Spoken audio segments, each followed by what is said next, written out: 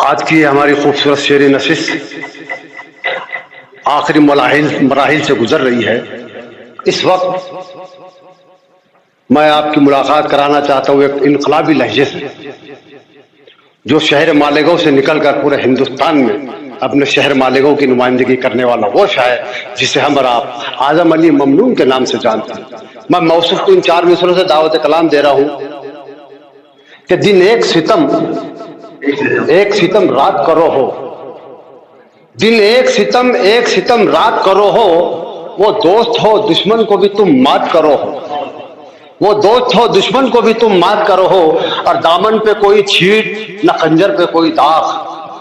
دامن پہ کوئی چھیٹ نہ خنجر پہ کوئی داغ، تم قتل کرو ہو یا کرامات کرو۔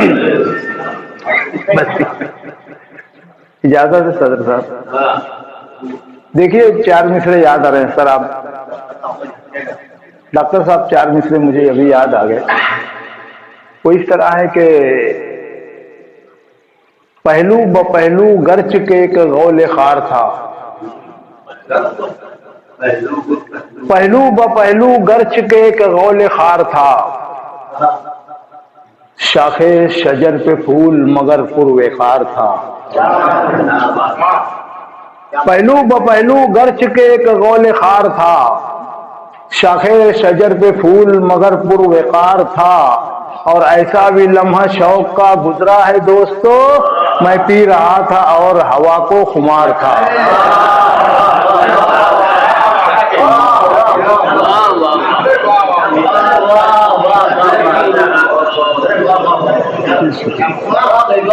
بہت شکریہ۔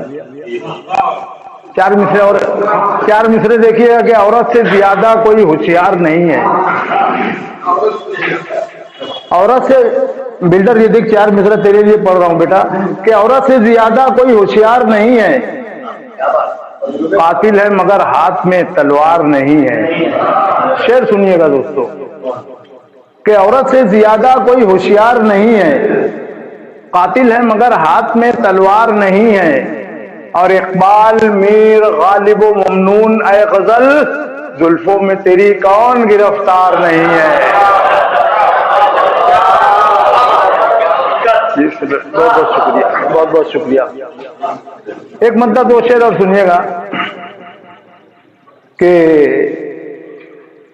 محفل میں جوش آ گیا میرے بیان سے، جوش آ گیا میرے بیان سے، ارے پہلا ہی تیر چھوڑا تھا میں نے کمان سے، محفل میں جوش آ گیا میرے بیان سے، پہلا ہی تیر چھوڑا تھا میں نے کمان سے۔ سر یہ شعر آپ بطور خاص دعائیں چاہوں گا آپ کی، کہ محفل میں جوش آ گیا میرے بیان سے، پہلا ہی تیر چھوڑا تھا میں نے کمان سے، اور سنتے ہیں اس کی موت بھی فاقے سے ہو گئی، سنتے ہیں اس کی موت بھی فاقے سے ہو گئی، ہیرے نکالتا تھا جو کوئلے کی کان سے، سنتے ہیں اس کی موت بھی فاقے سے ہو گئی، سنتے ہیں اس کی موت بھی فاقے سے ہو گئی، ہیرے نکالتا تھا جو کوئلے کی کان سے، اور میں آل مصطفیٰ کی غلامی میں مست ہوں، صدقہ ملا ہے مجھ کو اسی خاندان سے۔ بہت بہت شکریہ۔ ایک مطلب 2 شعر اور پڑھ دیتا ہوں۔ دیکھیے اس طرح ہے کہ ذہن سے نکل گیا، غزل کچھ شعر پڑھ دیتا ہوں میں۔ مطلب اس طرح ہے کہ تھا ہم کو جس پہ ناز وہ چہرے کھلے نہیں، تھا ہم کو جس پہ ناز وہ چہرے کھلے نہیں، دل کسمسا کے رہ گیا جلوے کھلے نہیں، تھا ہم کو جس پہ ناز وہ چہرے کھلے نہیں، دل کسمسا کے رہ گیا جلوے کھلے نہیں، اور متین شہزاد صاحب دل کا پلین اڑنے کو تیار ہے مگر ناکامیوں کے آج بھی رنوے کھلے نہیں، دل کا پلین اڑنے کو تیار ہے مگر ناکامیوں کے آج بھی رنوے کھلے نہیں۔ اور شعر ہے متین بھائی کے بازی تمہارے ہاتھ میں ہے کیسے مان لوں، اب تک تو میرے تاش کے پتے کھلے نہیں۔ بہت بہت شکریہ، بہت بہت شکریہ سروان۔ ایک مطلب کچھ شعر اور پڑھ دیتا ہوں، ایک مطلب کچھ شعر دیکھیے گا، اس طرح ہے کہ ہوا کے پاؤں میں زنجیر ڈال سکتا ہوں، سنیے گا بطور خاص، کہ ہوا کے پاؤں میں زنجیر ڈال سکتا ہوں، چراغ اپنے میں خود ہی سنبھال سکتا ہوں، ہوا کے پاؤں میں زنجیر ڈال سکتا ہوں، چراغ اپنے میں خود ہی سنبھال سکتا ہوں، اور شکستہ حالی پہ ہرگز میری نہیں جانا، ابے میں تیرے جیسے ہزاروں کو پال سکتا ہوں، شکستہ حالی پہ ہرگز میری نہیں جانا،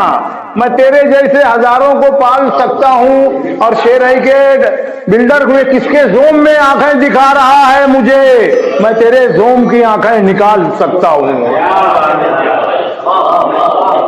ایک مطلب دو تین شعر اور پڑھنا چاہتا ہوں، میرا بھائی قدوس ارحم نے یاد دلایا، سب بطور خاص دیکھیے گا کہ اسی باعث بھروسہ وہ نہیں کرتا ہے یاروں پر، اسی باعث بھروسہ وہ نہیں کرتا ہے یاروں پر، سنا ہوگا سفینے ڈوب جاتے ہیں کناروں پر، شعر سنیے گا بطور خاص، کہ اسی باعث بھروسہ وہ نہیں کرتا ہے یاروں پر، سنا ہوگا سفینے ڈوب جاتے ہیں کناروں پر، اور زمیں پر، آسماں پر، پربتوں پر، چاند تاروں پر، اسی باعث بھروسہ وہ نہیں کرتا ہے یاروں پر، سنا ہوگا سفینے ڈوب جاتے ہیں کناروں پر،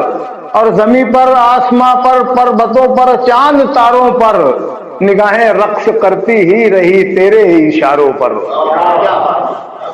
اب شعر دیکھیے گا کہ نگاہیں رقص کرتی ہی رہی تیرے اشاروں پر، اور ستم ڈھایا ہے شاید پنچھیوں پر پھر ستم کرنے،